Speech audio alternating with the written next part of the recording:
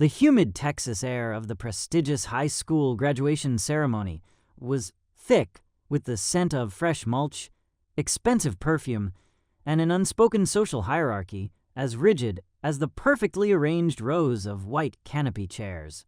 June Maddox, mother of the valedictorian Ethan, didn't fit.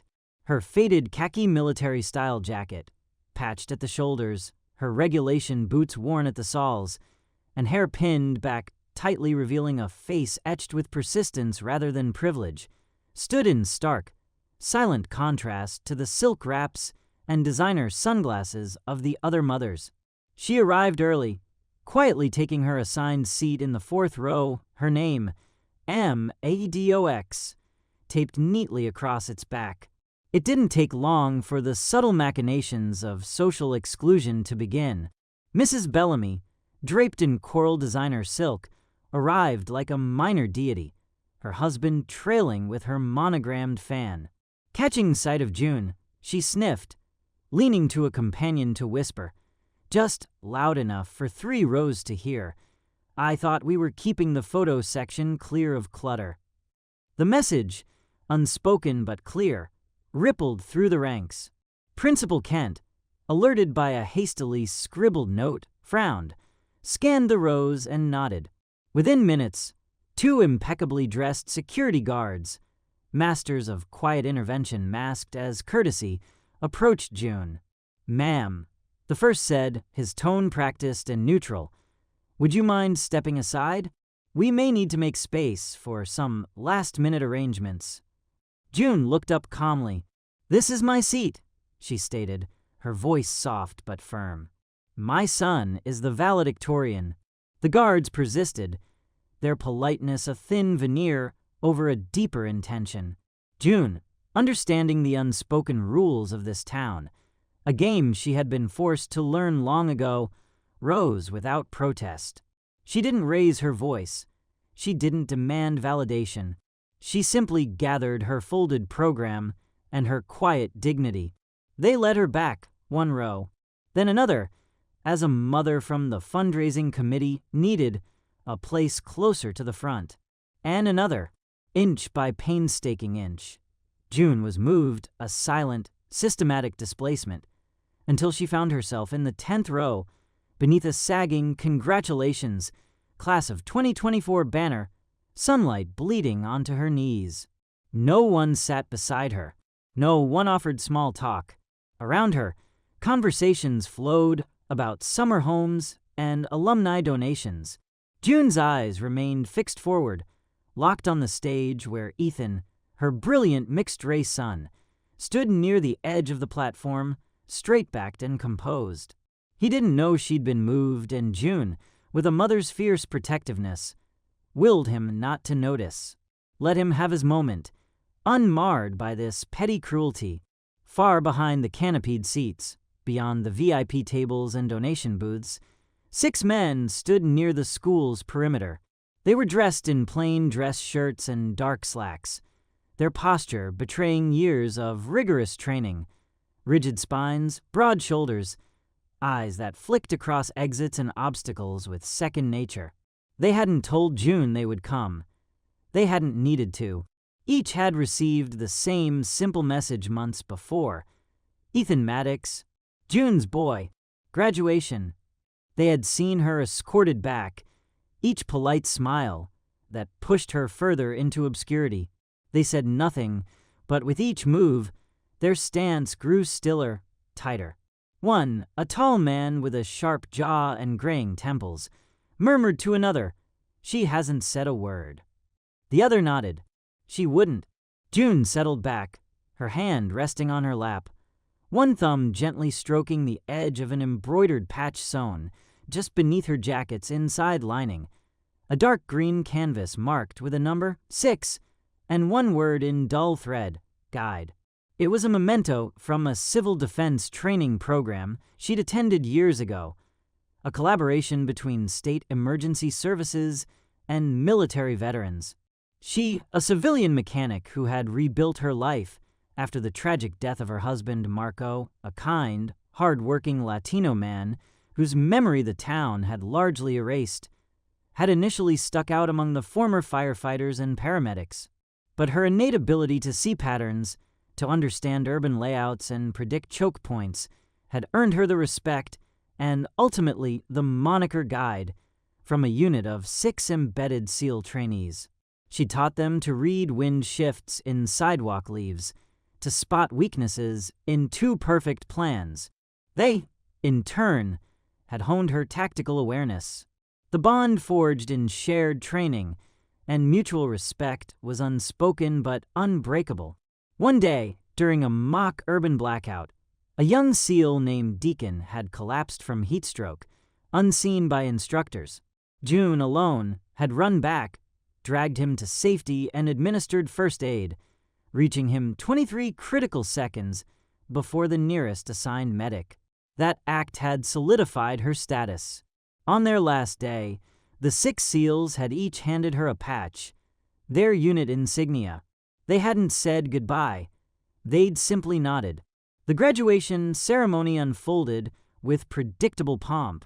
Names were called, applause dutifully rendered. Mrs. Bellamy's daughter floated across the stage. Bellamy herself glanced back once, smugly, her gaze sliding past June without recognition. Then, a subtle glitch in the rhythm, the measured, intentional sound of shoes on gravel.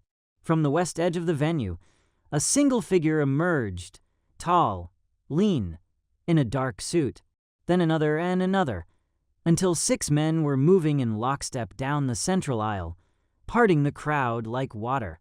June noticed first. Her heart didn't leap. It settled. The 6 men reached the base of the stage and stopped. One stepped forward, retrieved a small embroidered cloth from his jacket, a patch identical to June's, and handed it to an usher. He then turned to the audience, his voice clear and steady. "We came to honor the woman who taught us to think when fear said run, who didn't wear rank but earned command, who saved one of us in heat stroke and saved all of us in silence." He gestured to the 10th row, that woman right there. A hush fell, profound and absolute. "We call her guide," the man continued.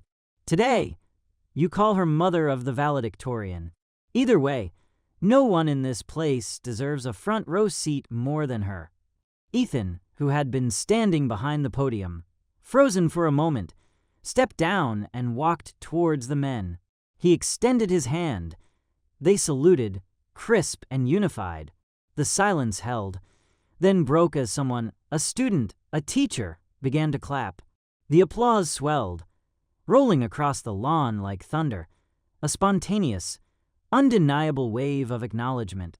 People stood, not out of obligation, but because something inside them demanded it. June remained seated, her eyes on Ethan, her hand on her jacket. The principal, flustered, stumbled through the remaining announcements. Mrs. Bellamy sat stone still, her smile a brittle, fragile thing. The spotlight had irrevocably shifted. The SEALs remained in formation until the last cap flew. Then, they quietly moved to the side. They hadn't come for the crowd. They had come for June. As the ceremony officially concluded, the principal, his voice now softer, less certain, announced the valedictorian, Ethan Maddox. Ethan walked slowly to the podium, his gaze locked not on the crowd, but on his mother in the 10th row. He set aside his prepared speech.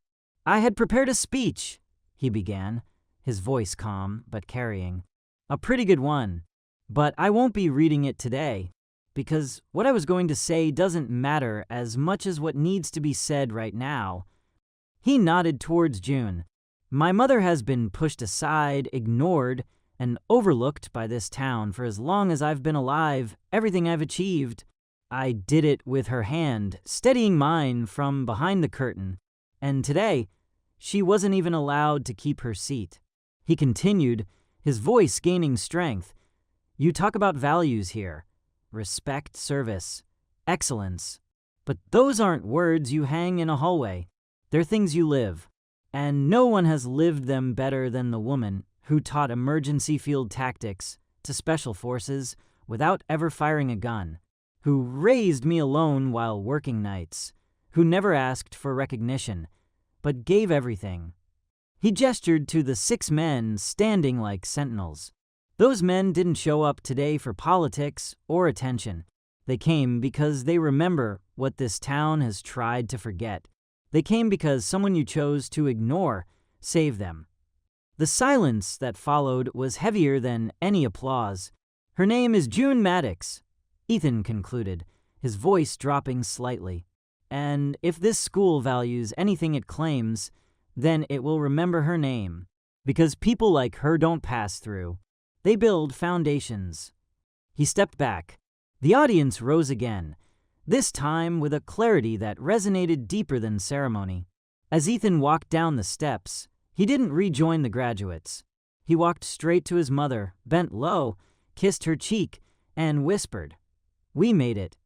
They sat together through the remainder, a mountain and its shadow, unshaken. When it was truly over, the seals approached. Each shook Ethan's hand, but when they reached June, they didn't offer handshakes. They saluted. One spoke, his voice soft, edged with respect. "Ma'am, there are things that can't be measured in medals. You taught us half our playbook." Another added, "And the other half we learned just by watching how you carry weight." Hartley, the sniper from her training days, stepped forward and placed something in her hand. Another guide patch, identical to hers, but with a new line added in gold thread beneath the word, honorary command. June looked at it, her thumb tracing the edge, then nodded. She didn't need applause.